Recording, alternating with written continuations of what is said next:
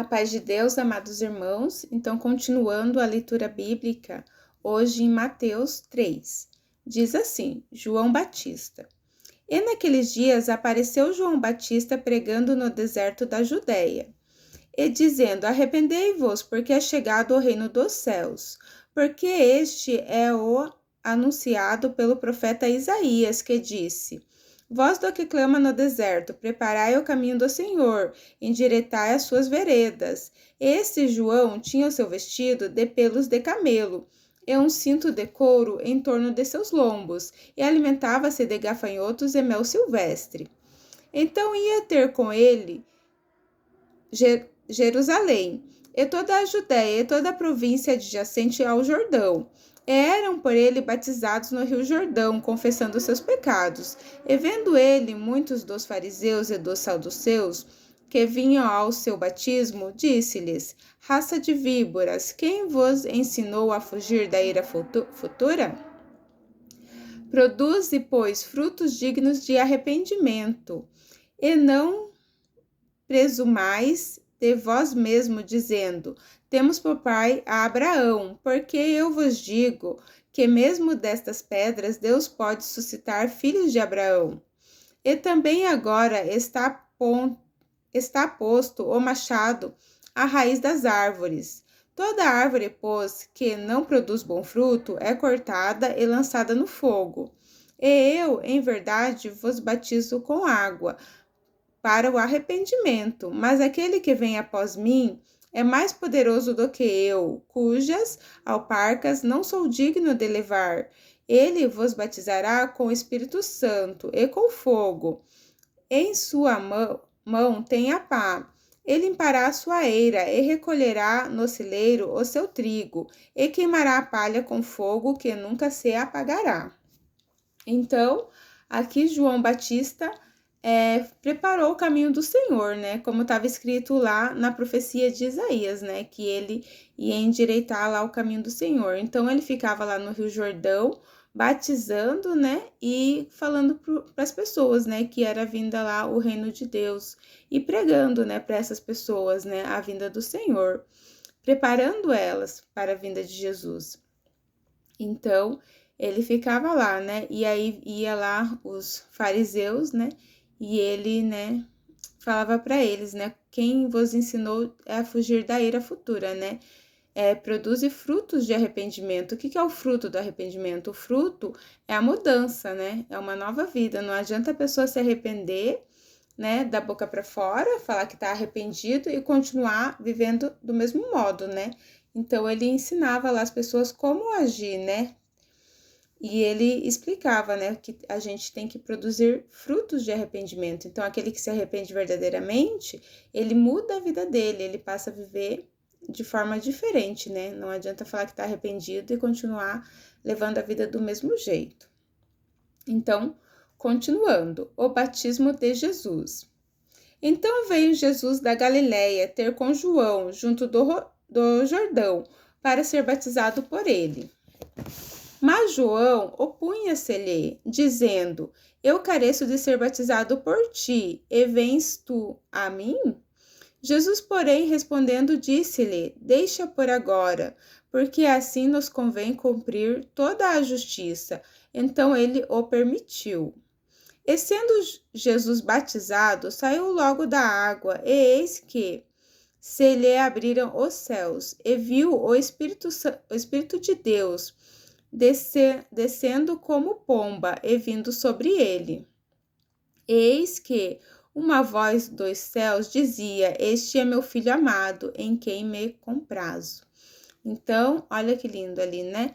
Jesus se batizou, né? João Batista batizou ele para que se cumprisse lá toda a justiça, né? Que ele veio aqui também para servir de exemplo, né? Além de pregar toda a palavra, né, de Deus e de morrer por nós, Jesus também foi um exemplo para nós, né? Ele cumpriu certinho ali a lei do Senhor, né? Então ele também se batizou. E aí o Espírito de Deus desceu sobre ele no formato de uma pomba, né? E pousou sobre ele. E Deus, né, falou lá do céu que esse é meu filho amado, né? Em quem me compraz. Que lindo. Deus é maravilhoso, né? Então, aqui termina Mateus 3. Dá para continuar, né? Então, vamos continuar. Mateus 4 diz assim: a tentação de Jesus. Então, ali, logo que Jesus se batizou, ele é conduzido pelo Espírito Santo ao deserto, né? Onde ele vai jejuar 40 dias e 40 noites. Então, veja bem, né? Jesus, né, sendo filho de Deus, ele estudou toda a palavra de Deus, né? Desde novo, porque ele era judeu e era costume dos judeus estudar lá, né? Tudo que o povo servo do Senhor já havia escrito até aquele presente momento, né? Toda a história de Davi, a história de Sansão, do Abraão, de Isaac, de Jacó. Então, era tudo escrito, né, pelos povos antigos e o povo judeu estudavam essas histórias. Então, Jesus ali também estudava, né, que ele também cresceu ali na família, que ele era judeu, né? Então, ele também estudou. E como que eu sei disso, né? Que lá nos outros evangelhos lá, vai estar lá a história de Jesus quando Jesus tinha 12 anos, né? Que ele foi lá no templo. Então, ele conhecia toda a história do povo antigo e ele confrontava lá o pessoal no templo, né? E eles acharam ele muito inteligente. Então, ele com 12 anos, ele já conhecia toda a história, além dele ser o próprio filho de Deus, né? Que já conhecia lá o Senhor, né? Então era cheio da sabedoria do Senhor. Ainda ele tinha todo esse conhecimento que ele estudou. E tem gente, né, que acha que não precisa ler a Bíblia, né? Que não precisa estudar. Então, se Jesus, filho de Deus, né, estudava e procurava saber as escrituras, quem somos nós para não procurar saber, né? Nós devemos procurar saber a escritura, devemos conhecer o nosso Deus, devemos conhecer como ele age, como ele agiu com o povo, né? Como ele age, e devemos conhecer a lei dele, né? E aqui no deserto, né? Jesus ele vai vencer lá Satanás usando a espada, né? A espada que é a nossa armadura, faz parte da armadura, né? O que é a espada na armadura? A espada é a palavra do Senhor, é a palavra de Deus, então ela serve para a gente combater o mal, né? Quando alguém vem nos atacar, colocar dúvida na nossa cabeça, então aquele que está firme na palavra do Senhor consegue combater o mal, usando a palavra do Senhor. Então vamos à leitura. Diz assim, né? Mateus 4. Então foi conduzido Jesus pelo Espírito ao deserto para ser tentado pelo diabo. E, tendo jejuado 40 dias e 40 noites, depois teve fome. E chegando-se a ele o tentador, disse: Se tu és o Filho de Deus, manda que estas pedras se tornem em pães. Ele, porém, respondendo, disse: Está escrito: nem só de pão viverá o homem, mas de toda a palavra que sai da boca de Deus. Então, ó, veja, a primeira tentação ali é de Satanás, né, do inimigo. Ele diz assim, né, que ele tá duvidando de Jesus, né? Então, isso também acontece com a gente, né? Das pessoas duvidarem, né? Que a gente serve a Deus, duvidarem e querer colocar dúvida na nossa cabeça. Então, tem que estar firme ali no Senhor, né? A gente tem que saber quem nós somos, né? Que a gente serve a Deus e tem que servir corretamente e ter essa firmeza, essa certeza, né? Não deixar ninguém colocar essa dúvida na gente. Então, porque o inimigo, né, ele ataca dessa forma também, né? Assim como ele atacou Jesus, ele ataca nós também, né? Dizendo ali para Jesus, imagine, né? Se você é o filho de Deus, né? Ele sabia que Jesus era o filho de Deus, ele conhecia Jesus, mas ele tentou ali e Jesus falou, né? Está escrito: não só de pão viverá o homem, mas de toda a palavra que sai da boca de Deus. Aí o inimigo, olha como o inimigo é astuto, né? No começo ele não falou que estava escrito, ele só falou: transforme as pedras em pães. E agora ele vai copiar a fala de Jesus, né? Ele vai falar lá, ó. Então o diabo o transportou à cidade santa e o colocou sobre o pináculo do templo. E disse-lhe: Se tu és o filho de Deus, se tu és filho de Deus, lança-te daqui abaixo, porque está escrito. Ó, ele imitou a palavra de Jesus, porque está escrito que aos seus anjos dará ordem a teu respeito, e tomar-te-ão nas suas mãos, para que nunca tropeces em alguma pedra. Disse-lhe Jesus: também está escrito: não tentarás o Senhor teu Deus. Então, né, na segunda tentação ali, o inimigo usa a fala de Jesus, né, a própria fala, dizendo assim: está escrito, né? E aí Jesus fala: mas também está escrito, né? Não tentarás o Senhor teu Deus. Então, a Bíblia, ela é um todo, né? A gente não pode seguir só uma parte. Uma parte da Bíblia completa a outra, né? Então, tá escrito uma parte aqui, tá escrito uma parte lá. É um conjunto, né? A gente tem que estudar toda ela e entender esse conjunto, né? Entender como a gente deve agir, né? Que nem, por exemplo, aqui, né, Jesus manda, né, o povo pregar a palavra de Deus para todas as nações. Mas aqui mesmo em Mateus, no versículo 7, deixa eu ver. No versículo 7, capítulo 6, diz assim: não deis aos cães as coisas santas, nem deiteis aos porcos as vossas pérolas, para que não as pisem com os pés e voltando-se vos despedace. Então veja, Jesus ao mesmo tempo ele manda a gente pregar a palavra para toda a nação, para todo mundo da face da terra, e depois ele também instrui: não dê pérolas aos porcos, né? Não dê as coisas santas aos cães, para que não pise. O que é isso, né? É que a palavra do Senhor não é para todo mundo, é para todo mundo, mas se você vai pregar e prega para uma pessoa que não quer nada com Jesus e que vai ficar atacando, né? Então, a essas pessoas a gente não deve, né, perder nosso tempo, né, pregando, né? Porque essas pessoas, né, aqui não são, né, pra gente pregar, porque eles vão pisar nas coisas de Deus, eles vão debochar, eles vão, né, então é isso que estava se referindo lá. Então, a Bíblia é assim, né, a gente tem que achar o equilíbrio. E aqui, né, ele falou lá que poderia pular, mas a gente não pode tentar Deus, né? Então, é claro que qualquer pessoa que serve a Deus, o povo santo, se tiver em perigo, Deus vai proteger, ele protege mesmo. Se tiver num lugar lá perigoso e acontecer que teve que estar lá, né, sem querer, Deus vai proteger, mas a pessoa não pode ficar tentando, né? Eu já vi, né, crentes, às vezes, em lugares perigosos, né, e ficar, né, se achando, né, eu sou servo do Senhor, nada vai me acontecer, mas não é assim que Jesus, né, deu um exemplo aqui, né, não foi assim que ele se comportou, né, então a gente tem a proteção de Deus, né, em todos os lugares que a gente for, mas a gente não pode tentar a ele, né, a gente não pode falar assim, eu vou subir uma montanha sem proteção, sem corda, porque eu sou um servo de Deus, Deus vai me proteger, não pode, né, então não pode ficar tentando ao Senhor, né? Temos fé nele, né? Sempre vamos ser protegidos por ele, mas quando a gente tá numa situação de perigo que não foi assim algo, eu vou lá porque Deus vai me proteger. Não, a pessoa teve que ir naquele lugar, né? Teve que resolver alguma coisa, ou sei lá, ou tá acontecendo algum perigo ali que não estava acontecendo antes. Aí tudo bem. Aí Deus vai proteger, né? Mas não pode tentar a Deus. Então, assim Jesus respondeu, né? Também está escrito: não tentarás o Senhor teu Deus. Continuando. Novamente o transportou o diabo a um monte muito alto e mostrou-lhe todos os reinos do mundo e a glória deles, e disse-lhe: tudo isto te darei, se prostrado me adorares.